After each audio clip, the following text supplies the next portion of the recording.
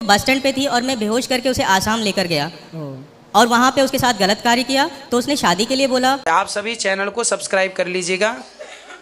जो भी यूट्यूब पर देख रहे हैं चैनल को सब्सक्राइब कर लीजिए और शेयर कीजिएगा। तो राधे राधे दोस्तों, स्वागत है आपका हमारे YouTube channel reaction by Usha में। बात करेंगे हम आज ऐसे व्यक्ति की जो कि पंडाल में आता है और कहता है गुरुजी सोशल मीडिया पे हमें किसी एक लड़की ने अपनी इमोशनल गिरी में फंसा लिया, जबकि मेरी बीवी है, हमारे 2 बच्चे हैं।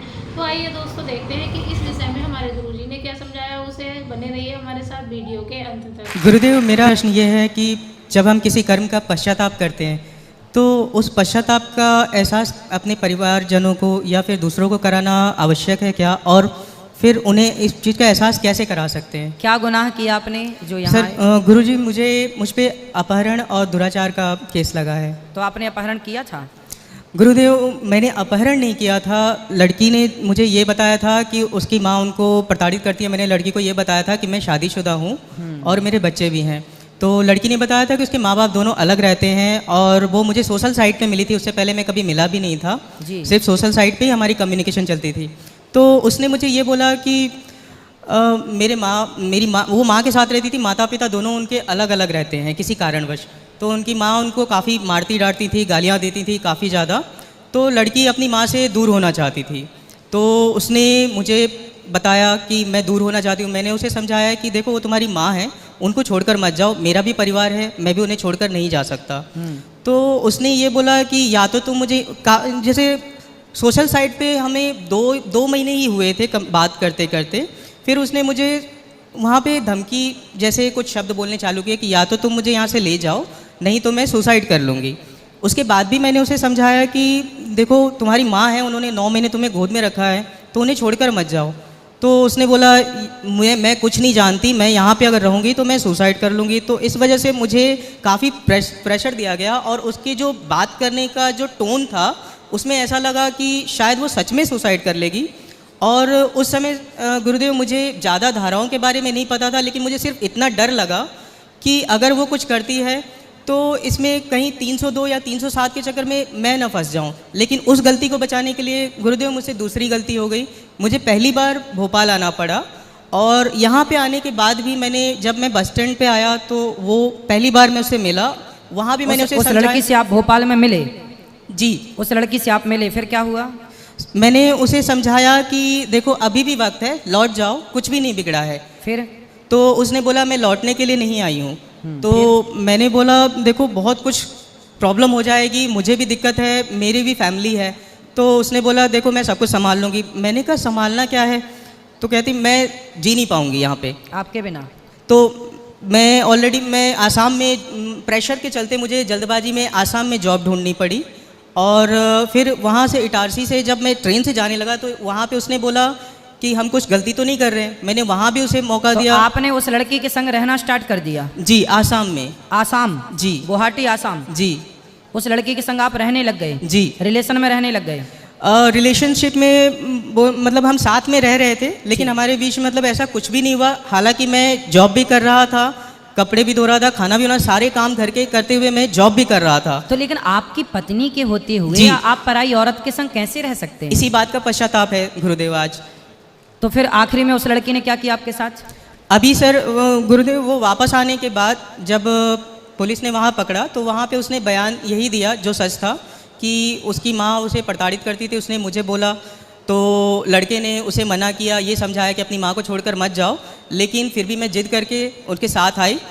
लेकिन यहाँ पे आने के बाद जब यहाँ आया भोपाल थाने, गोविंदपुरा थाने, तो वहाँ पे उसकी माँ और पापा ने भी यही कहा था कि बेटा हमें कोई केस नहीं करना, हमें बदनामी नहीं लेनी, आप चले जाना। लेकिन बाद में क्या हुआ मुझे नहीं पता, बाद में उन्होंने बयान चेंज कर दिए। फिर क्या बयान कर दिया उन्होंने?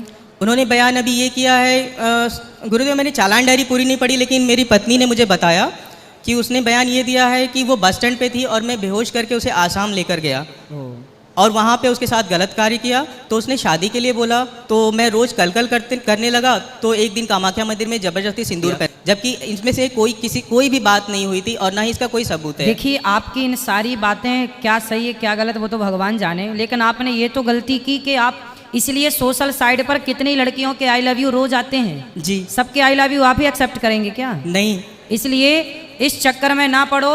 कोई भी लड़की सोशल साइट पर आपको कुछ भी भेजे कि जी मैं बहुत प्रताड़ित हूँ, बहुत परेशान, आज के ज़माने में इस तरह से भलाई करने का भी ज़माना नहीं है। जी समझो जी। आपने की तो भलाई, जी फंस गए।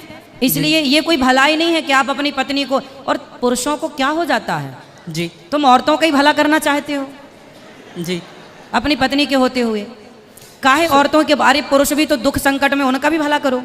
तो औरतों पे ही ज्यादा तुम्हें दया आती है, जी उसी का दंड है ये साहब। इसलिए किसी भी पुरुष को इस तरह से किसी सोशल साइट में कोई लड़की जुड़ी हो, कभी भी आप उसके आई लव यू को एक्सेप्ट मत कीजिए, कभी भी उसकी बातों पर, झूठी बातों पर विश्वास मत कीजिए, वरना आप शिकार। आजकल तो बहुत लोग साहब धंधा करते हैं लड़कों को फंसाने का, जी और आप जैसे पढ़े लिखे लोग फंस भी जाते हैं।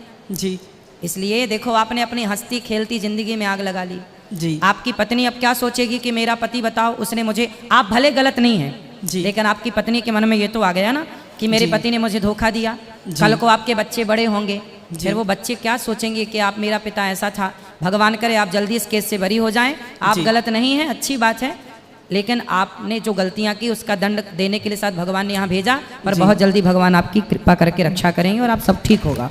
गुरुदेव, मेरी पत्नी ने जैसे मुझसे बात करती है, उसने मुझे माफ़ तो कर दिया है, परंतु फिर भी मुझे ऐसा लगता है कि मुझे अपने पश्चाताप का उसे भी एहसास कराना चाहिए। आपने पश्चाताप कर लिया, इतने दिन जेल में, कितने दिन से जेल में हो?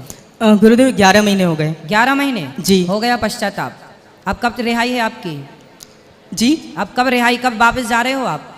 गुरुदेव अभी पता नहीं है कुछ भी। अभी कुछ भी पता नहीं। जी चलिए, यही आपका पश्चाताप है। जी। पत्नी तो बेचारी माफ कर ही देगी। देखो, पत्नी के पास कोई ऑप्शन भी तो नहीं है ना माफ करने के सिवा। वो क्या कर सकती, वो क्या एक्शन, वो आपकी तरफ वो थोड़ी हो सकती कि तुमने पराई औरत से मन लगाया तो मैं भी पराई मर्द से मन लगाऊंगी, वो ये तो नहीं कर सकती। गुरुदेव, मुझे इसी बात का पछतावा है कि मैंने अपने परिवार के साथ गलत किया, अपने परिवार को आपको धोखा जो दिया। पश्चाताप है, वही पश्चाताप आपके सारे पापों को धुल देगा। पश्चाताप की अग्नि सबको जला के भस्म कर देती है। धन्यवाद बस गुरुदेव। वो गलतियां दोहराई ना जाएं। नहीं दोहराऊंगा गुरुदेव खुश कभी। रहिए। तो देखा दोस्तों कि आज की वीडियो में जैसे कि इस व्यक्ति ने बताया कि हमें सोशल मीडिया पे लड़की से बात करते हुए 3 महीने हुए, और जैसे कि उसने कहा कि हमारी माँ या हमारे पिताजी अलग अलग रहते हैं और हमें वो लोग बिल्कुल अच्छे नहीं लगते, हम उनके साथ रहना नहीं चाहते, आप हमें अपने साथ रख लीजिए। तो उसकी इमोशनल बातों में वो आसाम में आया और आसाम में उसने कुछ टाइम उस लड़की के साथ बिताया, और इसके बाद उस लड़की ने उससे आरोप लगा दिया कि इसने हमारा अपहरण किया है। तो दोस्तों, अगर आज की वीडियो आप लोगों को हमारी पसंद आई हो तो प्लीज़ कमेंट बॉक्स में हमें कमेंट करके ज़रूर बताएं। और हाँ, अगर आपने अभी तक हमारे चैनल को सब्सक्राइब नहीं किया है तो हमारे चैनल को सब्सक्राइब कर लें और हमारी वीडियो को लाइक कर दें। मिलेंगे ऐसी ही किसी इंटरेस्टिंग वीडियो के साथ, तब तक के लिए राधे राधे।